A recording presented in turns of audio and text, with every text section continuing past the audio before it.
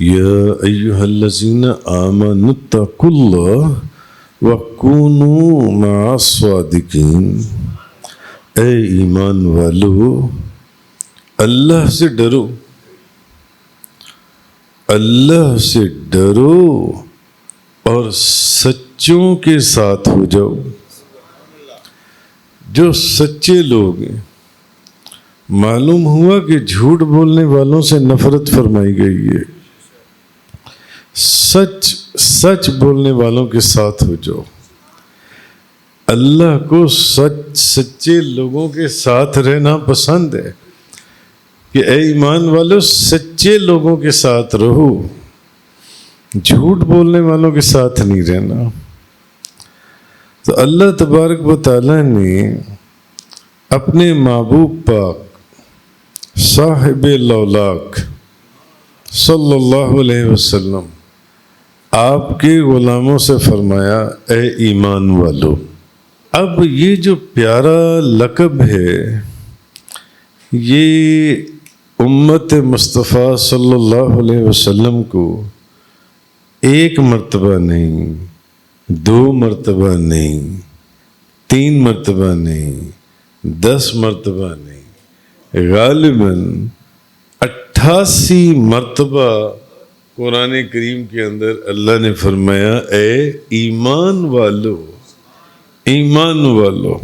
جہاں بھی محبت کی بات آئی، ادب کی بات آئی، اللہ نے آپ کو ایمان والا کہہ کر بلایا۔ اپنے محبوب کے غلاموں کا جہاں ذکر آیا، اللہ نے آپ کو ایمان والا کہہ کر بلایا اور ایمان والا کہہ کر پکارا۔ نون سے اچھا، اب جبکہ پہلی امت کے نبیوں کو اس لقب سے خطاب کیا جاتا تھا، پہلی امت کے نبیوں کو، پہلی امت کے نبیوں کو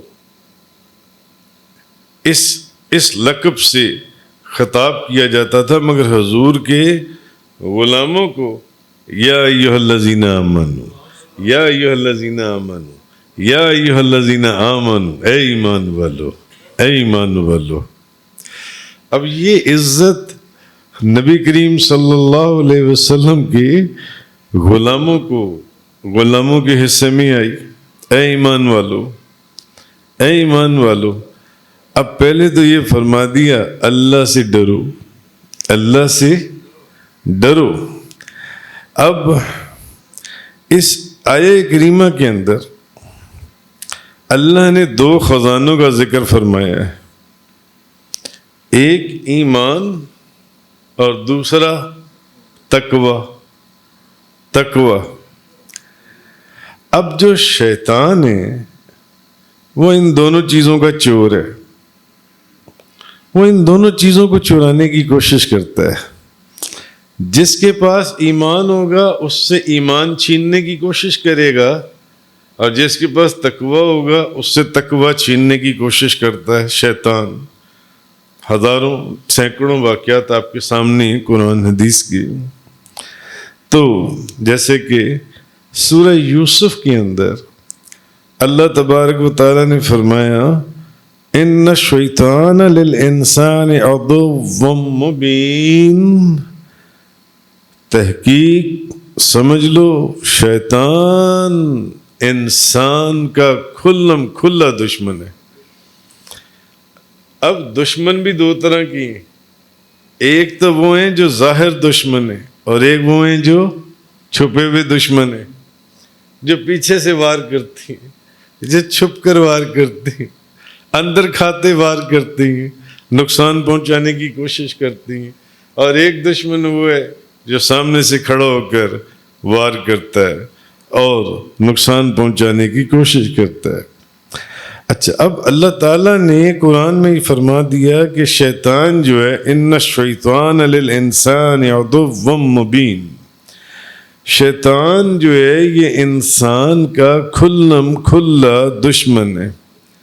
اب دشمن ہے اور چاہتا یہ ہے کہ یہ آپ کا ایمان بھی چوری کر لے اور آپ کا تقوی بھی چوری کر لے۔ یعنی جو آپ کی نیکیاں ہیں ان کو بھی چوری کر لے۔ شیطان تو چاہتا ہی ہے کہ آپ نیکیوں کی بجائے گناہ کریں اور ایمان کی بجائے کفر کریں۔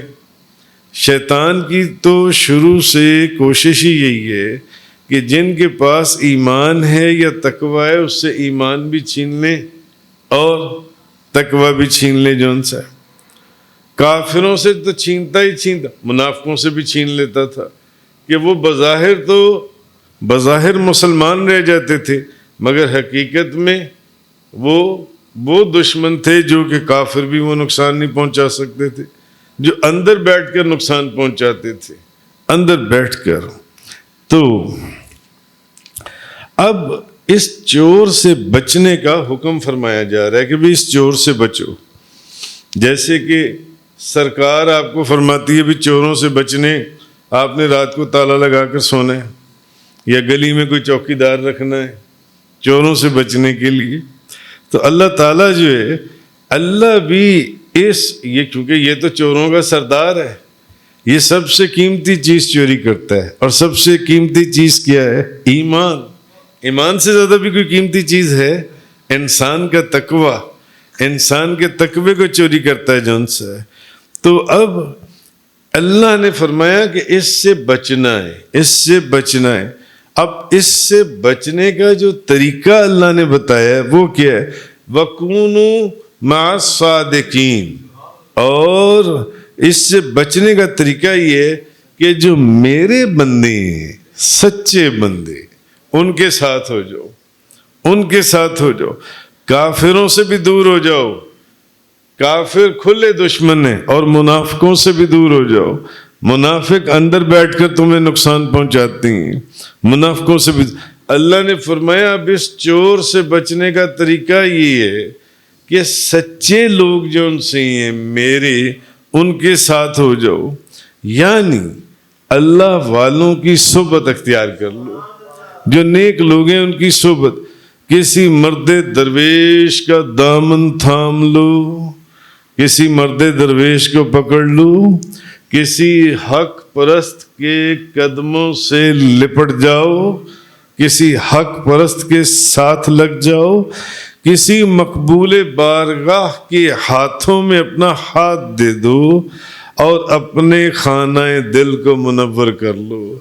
اصل چیز یہ کہی جا رہی ہے۔ اب اس شیطان سے اگر بچنا ہے تو اس سے بچنے کا طریقہ ہی، ورنہ تم نہیں بچ سکتے۔ اگر اللہ والوں کی بارگاہ سے دور ہوگے تو تم ایسے دور ہوگے کہ ایک دن تم خود شیطان بن جاؤ گے، اور تمہیں پتہ بھی نہیں چلے گا کہ تم کیا حرکتیں کرتے ہو۔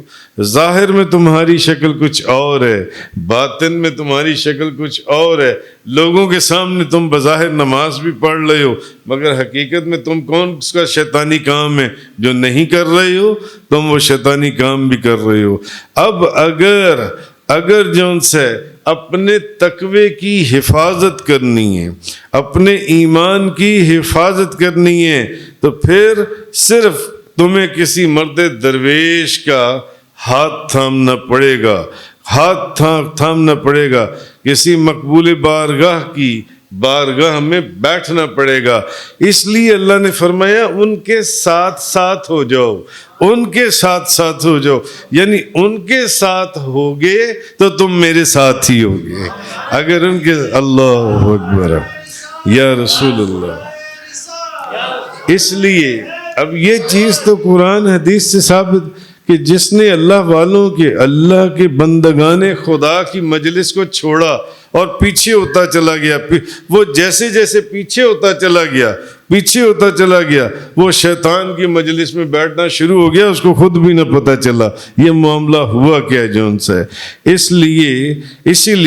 اسی لیے آپ دیکھیں ہر نمازی کو حکم کیا ہے کہ نماز میں یہ دعا مانگنی ہے، نماز کے اندر ڈیلی دعا مانگنی ہے، اور ڈیلی بھی 5 دفعہ نہیں بلکہ میرا خیال ہے 17 رکعتیں اگر عشاء کی ہیں تو 17 مرتبہ عشاء کے اندر مانگنی ہے، 12 رکعتیں اگر ظہر کی ہیں تو 12 دفعہ ظہر میں مانگنی ہے، 8 اگر عصر کی ہیں تو 8 دفعہ عصر میں مانگنی ہے، 4 فجر کی ہیں تو 4 دفعہ فجر میں مانگنی ہے، اور 7 اگر مغرب کی ہیں تو وہ 7 مرتبہ، اور جو نفل ہیں تہجد، اشراق اور اوابین کے وہ علیحدہ ہیں۔ دعا کیا ہے اس دن الصراط المستقیم، اے اللہ ہمیں سیدھا راستہ دکھا، صراط الذین انعمت علیہم، یا اللہ راستہ ان لوگوں کا دکھا جن پر تو نے انعام کیا ہے، یعنی یا اللہ ہمیں اس راستے پر چلا دے جس پر تیرے وہ لوگ جن پر تو نے انعام کیا ہے، جن پر تو نے انعام کیا ہے۔ تو معلوم یہ ہوا کہ ہمیں حکم ہے کہ ہر نماز میں اور اس کی ہر رکعت کے اندر آپ نے یہ دعا مانگنی ہے، اس دن الصراط المستقیم، یا اللہ ہمیں سیدھا راستہ دکھا، اور صراط الذین انعمت علیہم، اور راستہ ان لوگوں کا جن پر تو نے انعام کیا ہے، جن پر تیرا انعام ہے۔ اچھا اب ہم قرآن سے پوچھتے ہیں کہ یا اللہ یہ جو ہم سے تو بار بار سارا دن ہم سے دعا منگوا رہا ہے کہ یہ دعا مانگو میری بارگاہ میں، کیوں؟ تبھی نجات ہے، تبھی نجات ہے کہ اے اللہ ہمیں سیدھا راستہ عطا فرما، راستہ ان لوگوں کا جن پر تو نے اپنا انعام کیا ہے۔ تو ہم قرآن سے پوچھتے ہیں کہ اے قرآن تو ہمیں بتا کہ انعام کن لوگوں پر کیا گیا ہے، جن کے نقش قدم کے اوپر ہمیں سارا دن چلنے کا حکم دیا جاتا ہے۔ ہم ہر نماز کی ہر رکعت کے اندر یہ دعا مانگتے ہیں، اہدنا الصراط المستقیم صراط الذین انعمت علیہم، اے اللہ ہمیں سیدھا راستہ دکھا، مگر راستہ ان لوگوں کے راستے پر چلا جن پر تیرا انعام ہوا ہے۔ اب ہم قرآن سے پوچھتے ہیں تو قرآن ہمیں بتاتا ہے کہ وہ لوگ کون سے، الذین انعم اللہ علیہم، وہ لوگ جن پر اللہ نے انعام کیا ہے۔ اب ہمیں قرآن بتا رہا ہے کہ وہ کون لوگ ہیں، من النبیین والصدیقین والشہداء والصالحین، یہ 4 گروہ ہیں، ایک نبیوں کا گروہ ہے، دوسرا صدیقین کا گروہ ہے، یہ صدیقین کا گروہ بھی اولیاء اللہ کا گروہ ہے، اور تیسرا شہداء کرام کا گروہ ہے، یہ بھی اولیاء اللہ کا ہی گروہ ہے، اور چوتھا صالحین کا گروہ ہے، یہ بھی اولیاء اللہ کا ہی گروہ ہے، اور انبیاء کرام جو ہیں وہ بھی اولیاء اللہ ہیں، وہ انبیاء کرام بھی ہیں اور اولیاء اللہ بھی ہیں۔ معلوم ہوا کہ ہمیں بتایا گیا کہ یہ جو اولیاء اللہ کی جماعت ہے یہ وہ جماعت ہے جس پر اللہ نے انعام کیا ہے۔ اس جماعت کے اندر انبیاء بھی ہیں، یہ اولیاء کہتے کس کو ہیں؟ جو اللہ کے دوست، جو اللہ کے قرب، اللہ کے قریب ہیں۔ تو یہ ہیں کون؟ ان کے اندر انبیاء بھی ہیں، ان کے اندر صدیقین بھی ہیں، ان کے اندر صالحین شہداء بھی ہیں، ان کے اندر صالحین بھی ہیں۔ یہ اولیاء اللہ، ان کے متعلق حکم ہوا کہ اہدنا الصراط المستقیم صراط الذین انعمت علیہم، اے اللہ ہمیں سیدھا راستہ دکھا، راستہ ان لوگوں کا جن پر تو نے انعام کیا ہے۔ اور قرآن نے آگے جا کر 5ویں سپارے میں بتا دیا کہ انعام اللہ نے کن لوگوں پر کیا ہے، وہ نبی ہیں، وہ صدیق ہیں، وہ شہید ہیں، وہ صالحین ہیں، یعنی یہ جماعت ہے ہی اولیاء اللہ کی۔ یہ 4 گروہ ہیں جن پر اللہ نے اپنا انعام فرمایا، نبیوں کا، صدیقوں کا، شہیدوں کا، یہ صالحین کی جماعت ہے۔ ہر مسلمان اپنی نماز میں یہ دعا کرتا ہے کہ یا اللہ مجھے ان پاک لوگوں کے نقش قدم کے اوپر چلنے کی توفیق عطا فرما۔ اچھا اب سوچنے کی بات یہ ہے، مگر کچھ لوگ جو ان سے ہیں وہ اولیاء اللہ کے خلاف ہیں، اولیاء اللہ کے خلاف چلتے ہیں، معاذ اللہ استغفر اللہ من ذالک۔ انہوں نے وہ حدیث نہیں پڑھی کہ نبی پاک صلی اللہ علیہ وسلم، بخاری شریف، حضور نے فرمایا جو میرے کسی ولی سے بغض اور عداوت رکھے اس شخص سے اللہ کا اعلان جنگ ہے۔ حدیث ہے نبی پاک صلی اللہ علیہ وسلم، جو بندہ کسی ولی اللہ سے بغض یا عداوت رکھے اللہ کا اس شخص سے، نبی پاک صلی اللہ علیہ وسلم فرماتے ہیں اعلان جنگ ہے۔ اچھا کچھ لوگ نماز میں، تو اب ہم ہر مسلمان اپنی نماز میں دعا کرتا ہے کہ یا اللہ مجھے ان صالحین کی جماعت میں سے کر دے۔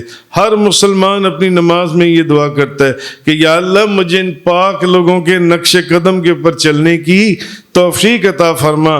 اچھا کچھ لوگ نماز میں تو ولیوں کی غلامی کی دعا مانگتے ہیں، مگر جیسی نماز سے سلام پھیرتے ہیں تو پھر انہی اولیاء اللہ کی بارگاہ میں گستاخی اور بے ادبی جو ان سے یہ کرتے ہیں۔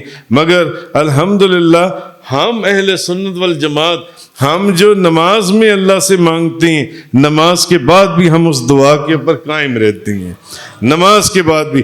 اسی لیے کیونکہ سنی کی اس دعا کی قبولیت کی دلیل یہ ہے، اہل سنت والجماعت ہماری اس دعا کی قبولیت کی دلیل یہ ہے کہ ہم ہیں جن کے ہاتھوں میں اولیاء اللہ کا دامن ہے۔ یہ وہ لوگ ہیں جو کبھی آپ کو داتا صاحب نظر آئیں گے، کبھی آپ کو حضرت اجمیر شریف نظر آئیں گے، کبھی بغداد شریف، کبھی سرہند شریف، کبھی پاک پتن شریف، یہ وہاں یہ لوگ نظر آئیں گے جان سائے۔ تو اصل چیز ایمان اور تقوی کی حفاظت کے لیے اللہ نے کیا فرمایا؟ اولیاء اللہ کے دامن کو پکڑ لو اور ان کے قدموں سے لپٹ جاؤ۔ اس کی وجہ کیا ہے؟ اس کی وجہ یہ ہے کہ جب انسان کے اوپر نزا کا وقت قریب آتا ہے، آخری وقت آتا ہے انسان کے اوپر، تو شیطان پوری کوشش کرتا ہے کسی طریقے سے اس مرنے والے کے ایمان کو ضائع کر دیا جائے، کیونکہ مرتے وقت، مرنے سے پہلے جو بندہ ایمان سے پھر گیا پھر وہ کبھی نہیں لوٹے گا اس کے اندر۔ اس لیے شیطان کی سب سے زیادہ کوشش ہوتی ہے کہ جو بندہ مرنے کے قریب ہو اس کو کسی طرح ایمان سے ہٹا دیا جائے، ایمان سے لوٹا دیا جائے۔ امام فخر الدین رازی رحمۃ اللہ علیہ، آپ کی وفات کا وقت قریب آیا، آپ کی وفات کا وقت قریب آیا تو نزع کی حالت میں شیطان آ گیا، ابلیس آ گیا، کہنے لگا اے فخر الدین رازی، ساری زندگی تو نے خدا کو پہچاننے کے لیے خدا کے وجود کے اوپر دلائل عقلیہ اکٹھے کیے، دلائل بتا تیرے پاس کیا دلیل ہے کہ خدا موجود ہے؟ آپ نے ایک دلیل دی، اس نے وہ دلیل رد کر دی۔ رہتا تو فرشتوں میں تھا نا، جہاں سے دھتکارا گیا تھا اور لعنت مسلط کی گئی تھی قیامت تک کے لیے۔ تو کہنے لگا اب جانتا تھا، چیزیں تو جانتا تھا، آپ نے دلیل دی، اس نے اس دلیل کو رد کر دیا، آپ نے دوسری دلیل دی، اس نے اس دلیل کو بھی رد کر دیا، آپ نے تیسری دلیل دی، اس نے اس دلیل کو بھی رد کر دیا۔ اس مردود نے 360 کی 360، آپ نے اپنی زندگی میں کتنے دلائل اکٹھے کیے تھے؟ اللہ کے 360، اللہ کے وجود کے اوپر دلائل عقلیہ 360، اس نے ساری دلیلوں کو رد کر دیا۔ آپ مایوس ہو گئے، پسینے ہو گئے، اب آپ پریشان ہیں اور آنکھوں میں آنسو ہیں، آخری وقت ہے، اور میں ابلیس کو جون سے ساری زندگی جس عنوان کے اوپر میں مناظرے کرتا رہا اور کتابیں لکھتا رہا اور میں محنت کرتا رہا، اسی کے اندر اس نے مجھے لاجواب کر دیا، میرے سارے دلائل اس نے رد کر دیے۔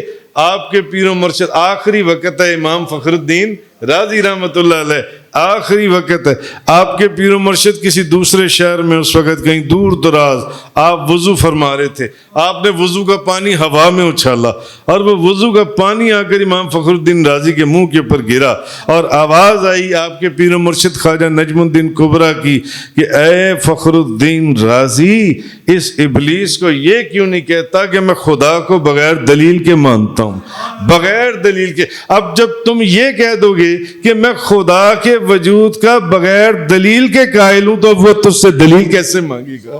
اب وہ تجھ سے دلیل کہاں سے مانگے گا؟ حضرت سلطان بابو رحمۃ اللہ علیہ فرماتے ہیں کی ہویا بت دور گیا دل ہرگز دور نہ تھی وے ہوں، ਕੀ ਹੋਇਆ ਬੁੱਤ ਦੂਰ ਗਿਆ ਦਿਲ ਹਰਗਿਜ਼ ਦੂਰ ਨਥੀ ਵੇਹੂ ਸਿਆਂ ਕੋਹਾਂ ਤੇ ਮੇਰਾ ਮੁਰਸ਼ਿਦ ਵਸਦਾ ਮੈਨੂੰ ਵਿੱਚ ਹਜ਼ੂਰ ਦੇ ਦਿਸਦੇ ਹੂ ਵਿੱਚ हजूर दे दिसदे हू। इसलिए फरमाया वकून मा सादिकीन, आहा वकून मा सादिकीन, सच्चे लोगों के साथ हो जाओ। सियां कोहां ते मेरा मुर्शिद वसदा मैनू विच हजूर दे दिसदे हू विच हजूर दे दिसदे हू। मुझे बताओ यमन कहाँ पर और मदीना मुनव्वरा कहाँ पर? मदीना मुनव्वरा में सरकारे दो जहां और यमन में हजरत उवैस करनी। हाँ, वो कौन सी ताकत थी कि हजरत उवैस करनी के बाद जब हजरत अली और हजरत उमर फारूक गए, हजरत उवैस करनी ने जब हजूर के अबरू मुबारक के मुतालिक पूछा और वो जवाब न दे सके तो हजरत उवैस करनी ने बताया कि हजूर के अबरू ऐसे थे। हालांकि हजरत उवैस करनी तो कभी वहां गए भी नहीं मदीना मुनव्वरा में, वो तो मदीना मुनव्वरा में पहुंच भी न सके। कहाँ मदीना और कहाँ यमन, ये है अंदाज़े उवैसिया। की होया बुत दूर गया दिल हरगिज दूर नथी वेहू सियां कोहां ते मेरा मुर्शिद वसदा मैनू विच हजूर दे दिसदे हू विच हजूर दे दिसदे हू। ए तन मेरा चश्मा होवे मैं मुर्शिद वेखन रचाहू लूनू दे मुड़ लख लख चश्मा हिक खोला हिक कज्जाहू हिक खोला हिक कज्जाहू।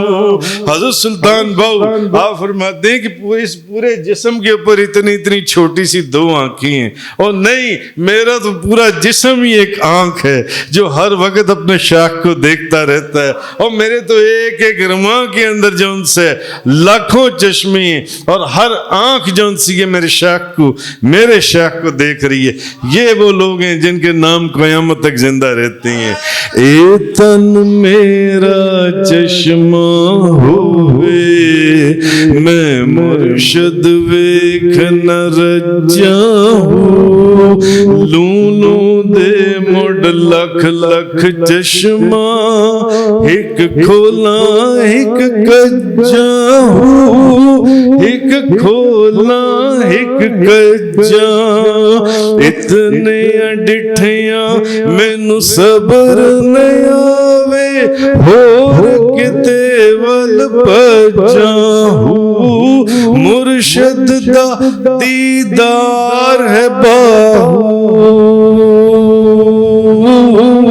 मुर्शिद दा दीदार है बाहू मैनू लख करोड़ा हज्जा लख करोड़ा हज्जा लख करोड़ा हज्जा। फरमाते हैं पीर मुर्शिद का दीदार मुझे लाखों करोड़ों हज्जों से भी ज्यादा कीमती है। वजह ये है हज करने से काबा नजर आता है और मर्दे कामिल के चेहरे को देखने से काबे वाला नजर आता है। बड़े बड़े औलिया अल्लाह हज करने से काबा नजर आता है मगर मर्दे कामिल का चेहरा देखने से काबे वाला नजर आता है और मर्दे कामिल के चेहरे के अंदर काबा नजर आता है। पढ़ो औलिया अल्लाह की किताबें जिन्होंने लिखी हैं अपनी किताबें कि काबे हज करने वाले उम्रा करने वाले काबे की जियारत को जाने वाले इनको अपने शाह के चेहरे में काबा नजर आता है। बहरहाल बुजुर्गों ने लिखा कि हज करने वाले को काबा नजर आता है अल्लाह का घर मगर शाह अब मर्द कामिल के चेहरा देखने वाले को घर वाला नजर आता है काबे वाला नजर आता है खुद खुदा नजर आता है। इसीलिए वो गौसे वक्त وقت کے کتب حضرت خواجہ مولانا روم رحمتullah علیہ آپ فرماتے ہیں صورت پیر ظل الہ یعنی دید پیر دید کبریا مرشد کامل کی صورت جمال خداوندی کا ذل ہے، جمال خداوندی کا آئین ہے پیر و مرشد کی صورت جو ہے. اس لیے پیر کامل کو دیکھنا مولانا روم فرماتے ہیں گویا کہ اللہ کو دیکھنا ہے.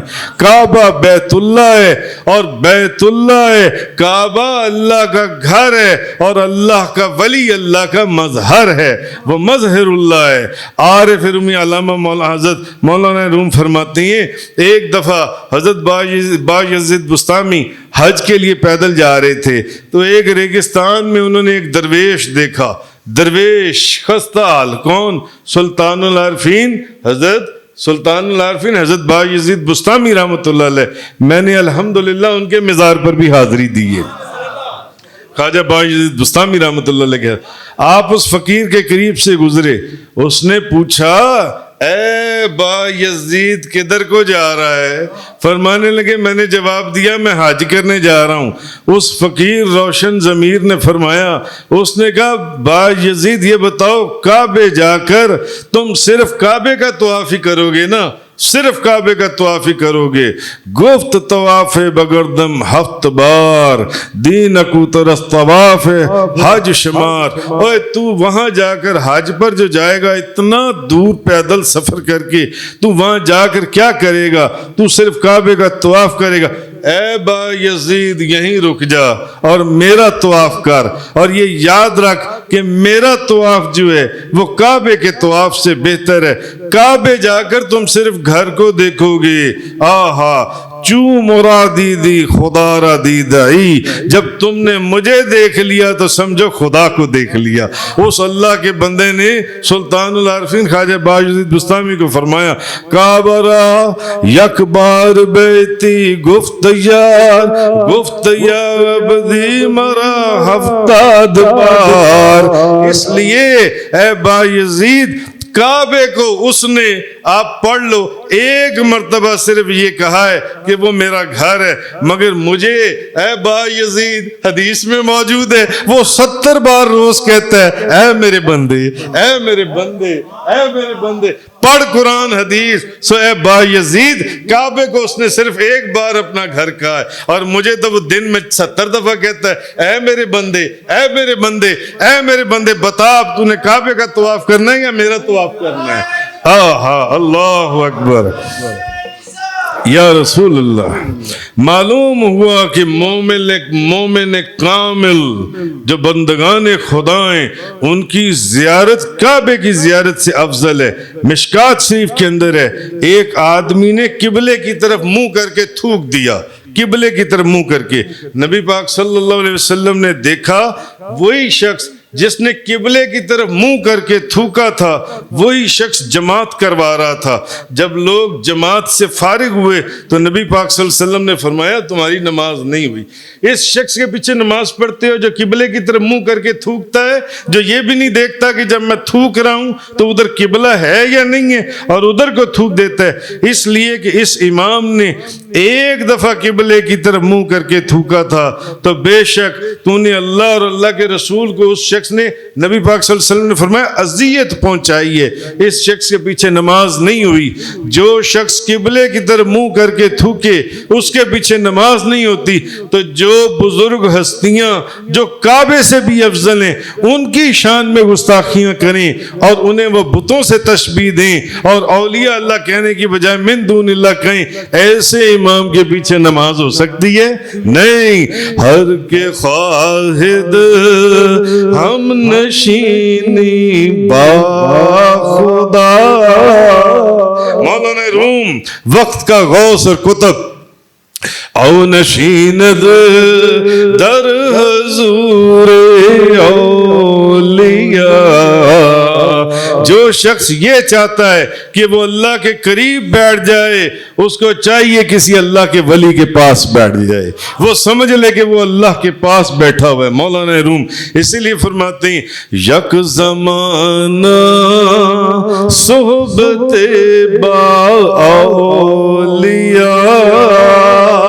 آپ فرماتے ہیں کیوں اپنی زندگی ضائع کر رہا ہے؟ ایک لمحہ کسی اللہ کے ولی کی بارگاہ میں بیٹھنا تیرا 100 سالہ بے ریا عبادت کرنے سے بھی افضل ہے۔